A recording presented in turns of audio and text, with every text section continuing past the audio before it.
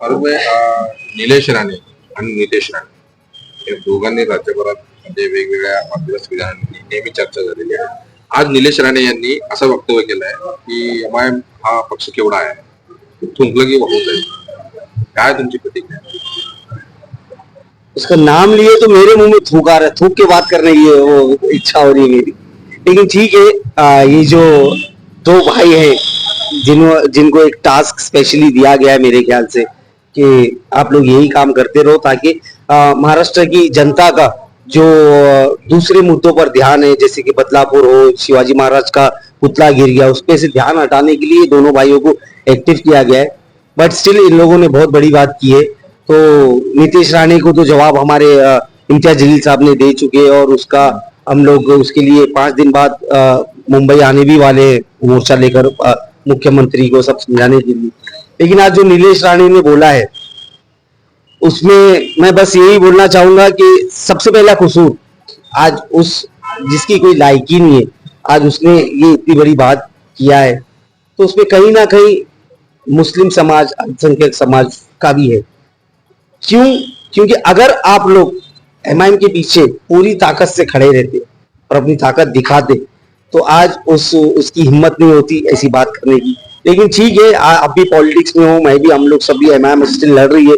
आने वाले इलेक्शन में इस नीतीश राणे को हम लोग बखूबी जवाब देंगे। और ये जो थूकने की बात कर रहा है, थूकना तो बहुत दूर की बात है। एमआईएम वाले सिर्फ फूकेंगे तो ये नीतीश और नीलेश दोनों उड़ के चले जाएंगे। तो वो अफसोस की बात ये है कि ये लोग जो वातावरण महाराष्ट्र भर में फैला रहे हैं आने वाले इलेक्शन को लेकर, ये एक्सेप्टेबल नहीं है। मेरी अपील है जो ये इनको जिनको अपना बॉस मानते हैं कि मैं बोलना चाहूंगा कि आप अभी भी जाग जाइए, क्योंकि हमारा पूरा यकीन है कि ये दो पिल्ले जो है ये आपको भी ले डूबेंगे, आपकी पार्टी को भी ले डूबेंगे। अगर आपको बचना है, अगर आपको एक्टिव रहना है पॉलिटिक्स में, तो ये दोनों को बाहर करिए और इनका नामो निशान मिटाइए। वैसे हम लोग सक्षम है इनका आने वाले इलेक्शन में इनका नामो निशान पॉलिटिक्स में से मिटाने के लिए। और मैं ओपन चैलेंज आज नीलेश राणे को ये कर रहा हूँ जो थूकने की बात कर रहा है कि अगर तू अपने आप को इतना ही ताकतवर समझता है और अपने थूक में इतनी ताकत समझता है, तो फारूक शाब्दी ने आज ये सोच दिया है कि वो बैरिस्टर असदुद्दीन ओवैसी साहब और इम्तियाज जलील साहब से ये बात करेगा और मांग करेगा, रिक्वेस्ट करेगा उनको कि जहां से नीलेश राणे इलेक्शन लड़ रहा है, आमदार की अगर लड़ रहा है, वहां से मुझे टिकट दे। फिर मैं बताना चाहता हूं कि तेरे थूक में ज्यादा ताकत है या हमारे पॉलिटिकल सैलाब, हमारे वोटर्स के थ्रू जो हम सैलाब लाते हैं उसमें ज्यादा ताकत है। और नितेश राणे यांनी असं वक्तव्य केलं होतं 3 दिवसापूर्वी, मशिदीत घुसून मारू. बाप का राज है क्या? बाप का राज चल रहा है। कोई भी आदमी किसी भी धर्म को फॉलो करने वाला हो, वो इसको एक्सेप्ट कभी नहीं करता, चाहे वो मुस्लिम हो या हिंदू हो।